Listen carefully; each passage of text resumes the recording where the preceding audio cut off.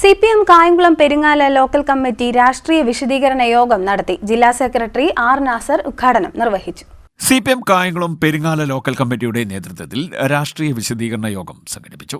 ജില്ലാ secretary R Nasar ഉദ്ഘാടനം ചെയ്തു. ഈ കാലഘട്ടത്തിന്റെ പ്രത്യേകതകൾ, ശാസ്ത്ര സാങ്കേതിക രംഗത്തൊക്കെ വന്ന വലിയ നേട്ടങ്ങൾ, ആ നേട്ടങ്ങളെല്ലാം ഉപയോഗപ്പെടുത്തിക്കൊണ്ട് നമ്മുടെ കുഞ്ഞുങ്ങൾക്ക് ഏറ്റവും നല്ല രൂപത്തിൽ തുടർന്ന് ഈ കേരളത്തിൽ ജീവിക്കാൻ കഴിയുന്ന സാഹചര്യങ്ങൾ ഒരുക്കുകയാണ്. അതിനുവേണ്ടി വോട്ട് ചെയ്യണം. നിങ്ങൾ നമ്മുടെ നേരത്തെ ഒരു 10 വർഷത്തിന് മുമ്പ് നമ്മുടെ കേരളത്തിൽ ആകെ കൂടി ഉണ്ടായിരുന്ന RTO ഓഫീസ് എത്ര അറിയോ?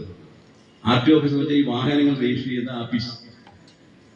അവിടെ പോയി വാഹനം മേടിച്ചിട്ട് വന്നാൽ അവിടെ കൊണ്ടുവന്ന് നമ്മൾ രജിസ്റ്റർ ചെയ്തിട്ട് നമ്പർ കിട്ടിയെങ്കിൽ ഓടാൻ പോകും. അങ്ങനെ 15 എണ്ണേ ഉണ്ടായിരുന്നു.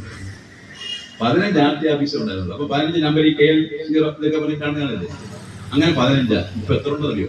82 ഉണ്ട്.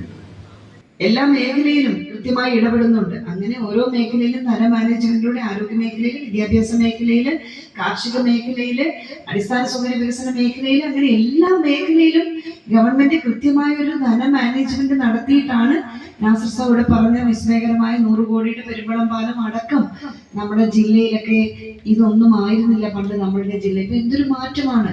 ഈ കാണുന്ന റോഡ് അടക്കം നിങ്ങൾക്കറിയാം, തലങ്ങും വിലങ്ങുമായി ചെയ്തിരിക്കുന്ന വലുതും ചെറുതുമായ ഈ നാട്ടിലെ റോഡുകളൊന്നും ഇങ്ങനെ ആയിരുന്നില്ല.